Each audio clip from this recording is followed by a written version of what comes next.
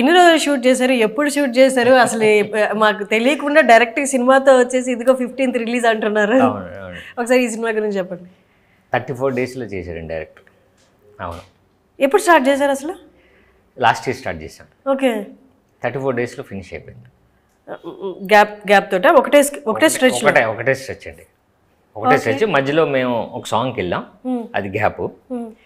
మధ్యలో ఒక 2 days చేసాం, అది గ్యాప్. సో తప్ప మ్యాక్సిమం 30 days 29 days కొట్టేసామండి.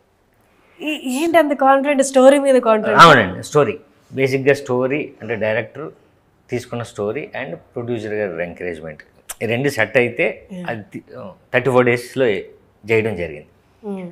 బేసిక్గా అంటే నాకు ఈ వేయి దొరువే అన్న సినిమా నాకు ఒక 1/2 hourలో కథ చెప్పారు.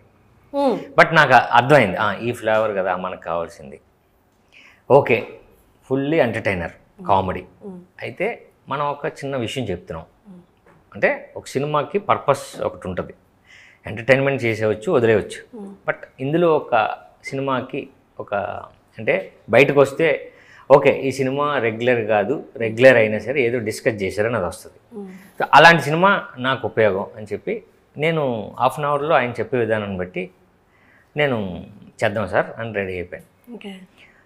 సో ఆ తర్వాత డైరెక్టర్ గారు ప్రొడ్యూసర్ గారు సెట్ అయిన తర్వాత లొకేషన్స్కి వెళ్ళి ప్రీ ప్రొడక్షన్ ఎలా చేసేవారంటే అక్కడే షార్ట్ డివిజన్ చేసుకొని షూటింగ్కి 15 days తర్వాత వెళ్ళాం.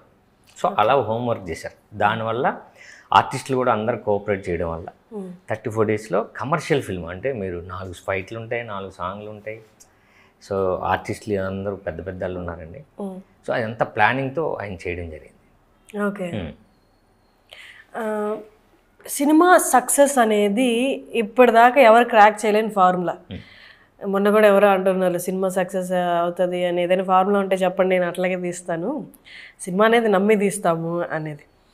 ఇస్ దర్ ఎనీ పాయింట్ అంటే ఈ స్టోరీలో మీరు కమర్షియల్ అన్నారు కాబట్టి కొంతవరకు మాకు అవగాహన వచ్చింది, ఒక్క పాయింట్ దట్ ఓకే ఇది చాలు జనాలకు వెళ్ళిపోద్ది అనిపించిన పాయింట్?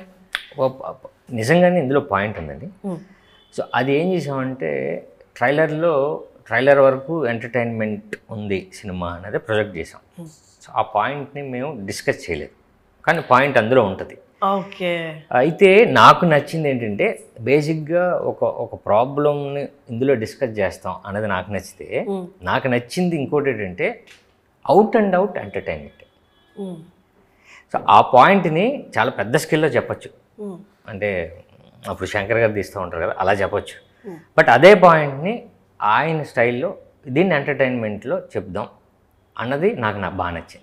ఓకే. సో రేపు రిలీజ్ అయిన తర్వాత కూడా ఓకే సినిమా పర్లేదురా, 1 time వాచబుల్ అని వస్తుంది. ఓకే చూడొచ్చులే, నవ్వుకోవచ్చు. కాకపోతే ఓకే ఇందులో ఓకే ఇది ఇలా జరిగింది కదా, అవును అక్కడ అలా జరిగింది కదా నాకు తెలుసు అన్నది చిన్నది మొదలవుతుంది, చిన్నది డిస్కషన్ అంటే మనకే అవును అది అక్కడ జరిగింది అని చిన్న ఆలోచింప చేస్తుంది, అవును కదా అని. సో అలాంటి సినిమా అండి ఇది. టైటిల్ అని కమర్షియల్ టైటిల్ అయినా సినిమాలో ఒక పాయింట్ డిస్కస్ చేస్తాం. ఓకే. సో అది లైటర్ వేలో ఉంటుంది. సినిమా కూడా ఓకే మనం చూడొచ్చు, సమ్మర్లో ఒక సినిమా చూద్దాంలే అని మాత్రం డిసప్పాయింట్ అయితే జరగదు. ఓకే, ఒకసారి చూడొచ్చు అని వస్తుంది. It's great. నార్మల్గా అందరికీ అంటే అవుట్ సైడ్ ఫిలిం ఇండస్ట్రీ వాళ్ళందరికీ ఏమనుకుంటారు అంటే యాక్టర్స్కి హీరోలకి ఎవరికైనా సినిమాలు ఉంటేనే డబ్బులు ఉంటాయి, సినిమాలు అయినప్పుడు వాళ్ళకి డబ్బులు ఉండవు, వాళ్ళు ఎవరో ఒకరిని అడుగుతారు, వాళ్ళ ఫ్యామిలీ మీద డిపెండ్ అవుతారు అని. మీరు మీ అన్న డబ్బులు అడిగారా? ఇప్పటికీ కూడా నాకు అన్నయ్య దగ్గర నుంచి సపోర్ట్ ఉంటుందండి, ఉంది. ఓకే. నాకు ఫ్యామిలీ సపోర్ట్ లేకపోతే అవ్వదు. ఇప్పుడు అన్నయ్య దగ్గర ఉన్నాయండి మా అమ్మ, రెండో అన్న, మా ఇప్పుడు ఫ్యామిలీ, ఇప్పుడు వైఫ్ సపోర్ట్ లేకుండా అసలు జరగదు. అది ఉంటుంది సపోర్ట్, అది ఏ విధంగా వస్తుంది అన్నది ఓకే అంతే కదండి. బట్ ఒక గ్యాప్లో సపోర్ట్ వస్తుంది, తీసుకోవాల్సిందే. లేకపోతే ఇప్పుడు నేనేదో అనుకున్నాను కదండి దాంట్లో రీచ్ అవ్వాలని నేను. సో అది రీచ్ అవ్వాలంటే సపోర్ట్ తీసుకోవాల్సిందే. ఉంది సపోర్ట్ ఉంది. మీరు ఫిలిమ్స్ కాకుండా అపార్ట్ ఫ్రమ్ ఫిలిమ్స్ ఏమైనా చేస్తున్నారు? ఏది లేదండి ప్రజెంట్. ఫస్ట్ నేను అసలు ఇది కొడదాం. ఫస్ట్ ఇది కొట్టిన తర్వాత మీరు అన్నట్టు ఏదో చేయాలి. ఓకే. బట్ నార్మలీ ఇండస్ట్రీలో ఉన్న వాళ్ళు ఏదో ఒక స్టాండర్డ్ బిజినెస్ స్టార్ట్ చేస్తారు, అలాంటి ఆలోచనలు ఉన్నాయా మీకు? అదేనండి ఇప్పుడంటే ఇప్పుడు మన దగ్గర కొంచెం డబ్బులు వస్తే ఇప్పుడు దానికి వెళ్ళచ్చు. ఇప్పుడు దానికి వెళ్ళాం అనుకోండి ఈ పని ఆగిపోద్ది. ఓకే 100% మనం ఇప్పుడు దాకా సేవ్ relax చేయలేదు అయిపోతాం. ఆ? ఇప్పుడు దాకా సేవ్ చేయలేదంటారా? వచ్చిన ఖర్చు వెళ్ళిపోతుంది ఇంకే.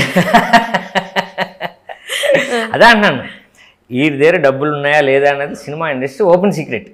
ఓకే దీని ముందు సినిమా దీని ముందు సినిమా దాన్ని బట్టి అర్థమైపోద్ది ఎవరి దగ్గర ఎంత ఉంది ఎవరి దగ్గర ఏంటి అనేది తెలుస్తూ.